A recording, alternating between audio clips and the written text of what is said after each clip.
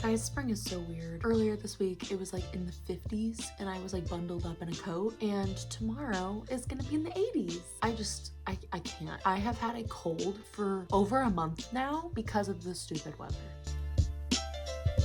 Hello everyone and welcome back to my channel, or welcome to my channel if you're new here. Hi, my name is Liz, and in today's video we are going to be doing some spring recommendations. I love giving recommendations based on the season. For me, it's so fun to curate a selection of books that fit into a season, or at least give you that like seasonal feel. I will say spring is definitely the hardest season for me to give recommendations for. I definitely have to pick my brain because spring is so weird. It's so bipolar. You know, it's cold, it's hot, it's rainy, it's a little bit of everything, and like it's snowing in April. It just doesn't make sense, and then all of a sudden it's boom, it's summer. These recommendations I have thought long and hard about because I'm trying to find books that actually do fit in this specific season, even though it is so wishy-washy. I tried my best. I have 8 titles that we're going to talk about today, and I will explain why I think that they fit in spring, even though some of my reasoning is probably not super sound and does not make sense. It makes sense in my brain, so we're just gonna run with it. Without further ado, let's go ahead and get into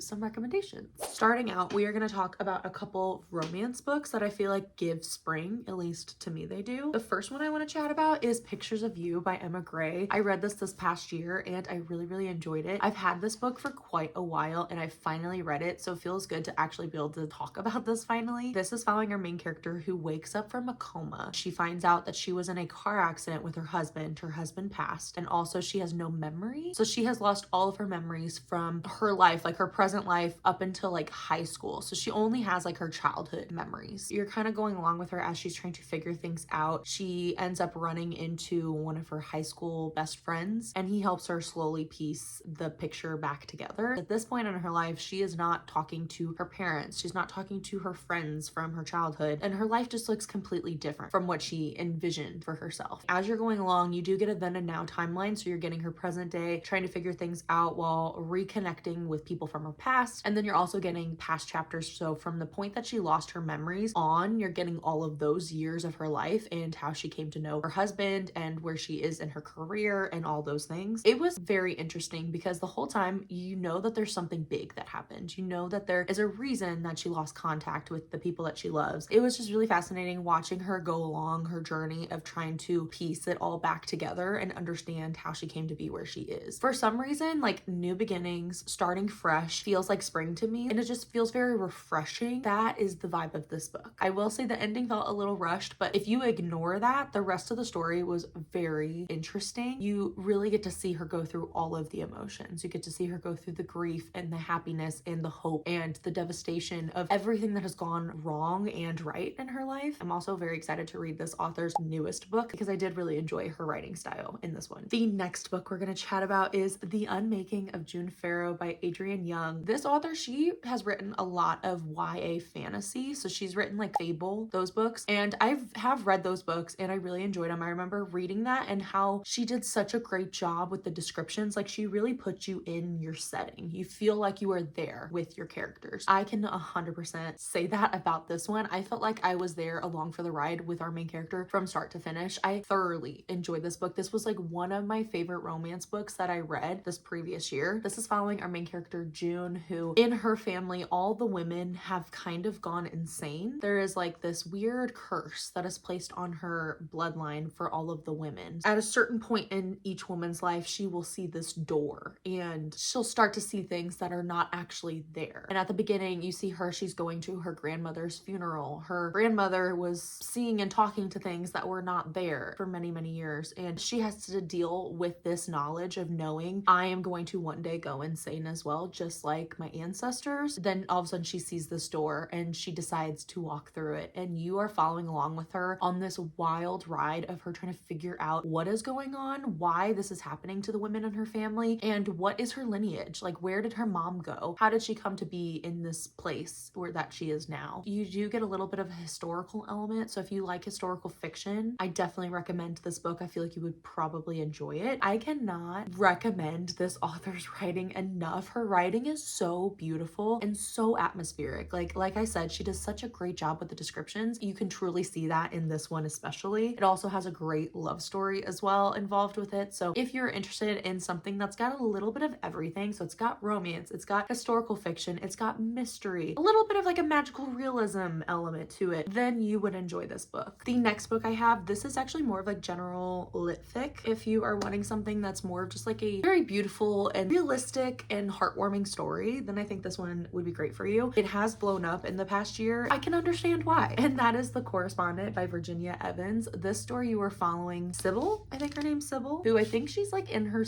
70s at this point, and she has already lived like a very full life. She's gotten married, gotten divorced, had children, and all of that. You are just jumping right into her life, where the whole story, this whole book, is told through her letters, her correspondence. So you get to see her writing to her daughter, her writing to her ex-husband, her writing to her neighbor, her writing to her best friend. You get to see her writing to her favorite authors and like anybody and everybody who she could possibly write a letter to. And you're also getting to see the return mail, so you're getting to see them writing back to her. It was such a fascinating way to tell a story, and I felt like you got just enough information to feel so invested and to care so much about our main character and also the people in her life. Like anytime I would get one letter, I would immediately be like, okay, when are we getting the next one from that person? Or when are we going to hear more about their story? Because I was hooked. Like this was such a fascinating way to tell a story. Sorry if you can hear a lawnmower. You probably can. My neighbor's mowing their lawn at the moment. I also recommend this as an audiobook because it does have a full cast. It has multiple narrators telling the story through these different letters, and it made me emotional. I felt like I went through all the feelings, and I do feel like anybody from like any age could read this and could find some common ground and enjoy this book. The next two books, these are both dystopian novels, and I feel like spring, I don't know what it is about spring, maybe just because it is such a mixture of like every single season and type of weather. Dystopians just feel right in the spring. And the first one I want to talk about is To Cage a Wild Bird by Brooke Fast. It is definitely more of like a romance dystopian. I don't know if I would consider this romantasy because it is more of a dystopian story. There is no magic involved with this book. It is a futuristic world where there are these different classes of people, and basically if you were in the lower class and you get arrested, you get sent to this prison where the elite in society come to this prison to hunt these prisoners for sport. So our main character, she is a bounty hunter, and she actually hunts down people who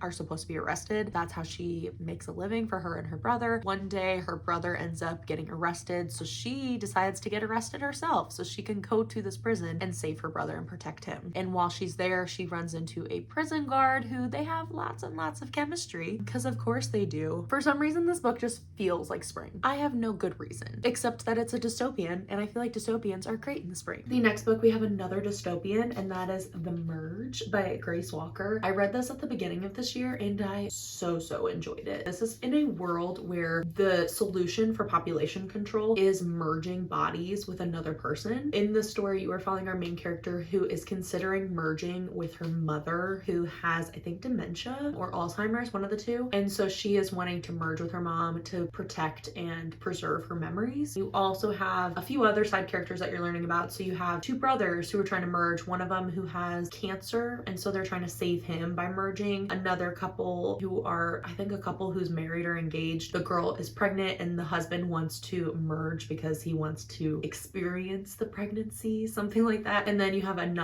dad and his daughter. His daughter is a minor and she has a drug addiction, so he's trying to keep her sober, I believe, and so he's wanting to merge with her to prevent her from falling off again. So you're seeing all these different dynamics and their different reasonings for merging, and it's so fascinating. And you get to go through the whole process of learning how they merge, why they're merging, and then like the after effects of merging. It was so well done. This book, you will not guess what is going to happen. It was so fast paced, and I was just constantly turning the pages because I could not stop reading this. I had to know what was going to happen with our characters. Now we're going to get into some fantasy books because these are some of my favorite books to read in the springtime. The first one we have is Wayward by Amelia Hart. This is one of my favorite fantasies that is so moody, so goth gothic and atmospheric, and it just pulls you right in. You feel like you were there experiencing the same feelings our characters are feeling. In this book, we're following 3 different women from 3 different timelines. You're bouncing around, so every chapter is a different woman and her story. Each of the women is going through their own struggle. So our present day timeline, she is fleeing an abusive relationship. Another timeline, which I think is in like the 1940s, is happening around World War II. Her dad is trying to set her up with a whole like arranged marriage situation. And then our further back timeline, I think, is in the 1619, is a woman who is up for trial for being a witch. And so you're following each of these women. You get to see how their stories intertwine. It's also very short chapters, so you're like whipping through this book, and every time you finish one chapter, it kind of leaves you a little on a cliffhanger with that character, and you just can't wait to get back to them. I think this book would be a great book for either of the 2 transitional seasons. So spring or fall, I definitely recommend Wayward. The ending gave me chills, and like the female empowerment that you get in this book was just so good. The next book I recommend is A Study in Drowning by Ava Reed. I read this last year and I really enjoyed it. I didn't expect to love it as much as I did. I actually read this during a week where it was like just raining for a straight week, and it was the perfect backdrop to reading this book. I've been waiting for a rainy week to read book 2 of this one, so I'm hoping I get that sometime soon, which I probably will. It is springtime. Our main character, she is a student at this college where there is the literature college and there is the architecture college. She gets this great opportunity to go to her favorite author's estate and gets to write up like a new floor plan, a new design for his like estate that is like slowly crumbling away, helping to restore this property. And when she gets there, she runs into a student from the literature college who's actually there to write a piece on this whole thing. Our main character also has had these weird hallucinations ever since she was a child, and so it sometimes feels like we have an unreliable narrator throughout the story because she does see things that may or may not be there. And so that added a whole nother very like ominous element to the book. A lot of mystery is surrounding this estate that they're staying on. Something about just like how foggy and misty and like cold and wet this town was made me think of spring. If you want something that is not like super high fantasy, then this would be a great one for you. It also has a really beautiful romance story in it as well, so I'm very excited for book 2 and to get back with these characters. And the final fantasy I want to talk about is The Women of Wild Hill by Kirsten Miller. I read this very recently in a reading vlog, so if you want even more thoughts than what I'm about to give now, go watch that vlog. This is a story about 3 different women who are all relatives. So we have 2 sisters and one of the sisters' daughter. They come from a long line of witches, and each of the women in these generations has had a different power, a different gift that manifests in different ways. Our 2 sisters have 2 very different powers. One of them can see how someone's gonna die. The other one is a healer, and you get to see how their gifts like complement each other. And then the daughter, she does not have a gift, at least that they know of, and we're slowly learning through the story what her gift is. At the beginning of the story, our 3 women are called back to this place called Wild Hill. This is like where their ancestors lived, and this is where the 2 sisters grew up. You get to see them come back to this place where they have some unfinished business. These women have been given these gifts to right the wrongs of humanity. You're getting to see them use their gifts throughout the story. You're also getting past generations of women. You're getting their story and how their gifts manifested and how they were able to right some wrongs as well. And it also had a layer of humor that I was not expecting when I was reading it. A lot of times you're like, they're not gonna go there, but then they go there. And it's just, it was so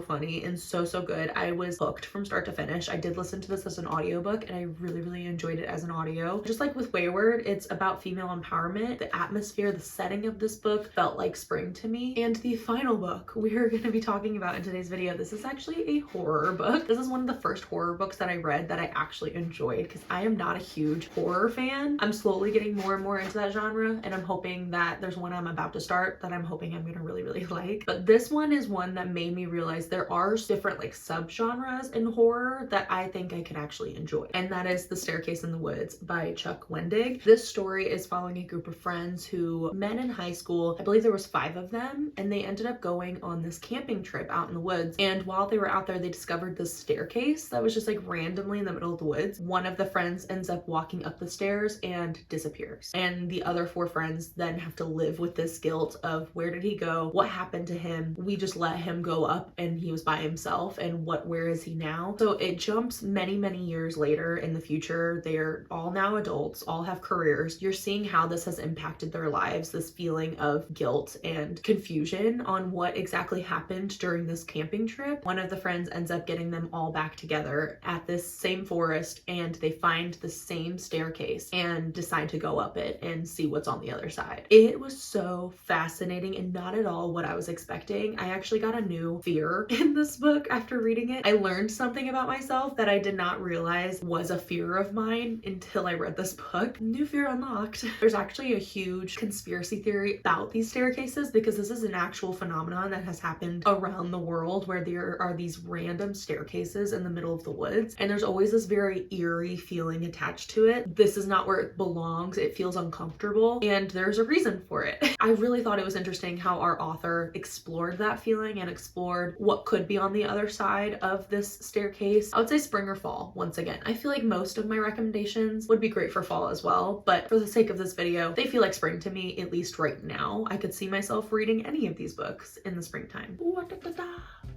And that is gonna be it for my spring recommendations. I hope you guys enjoyed. Hopefully you got something out of this video, and hopefully you've now added more books to your TBR. I have a really great spring TBR, so if you want to see what books I'm currently reading this spring, definitely go check out that video. I'm gonna be starting a new reading vlog soon where I'm reading my spring TBR, and I'm so excited because it's already mid-April or almost mid-April, and I'm just now starting my spring TBR. That's pretty bad. We are gonna catch up and we are gonna read these books, and I'm so excited to take you guys along with me. We'll see how it goes. Thank you guys for watching today's video, and I will see you guys next week. Happy reading. Bye.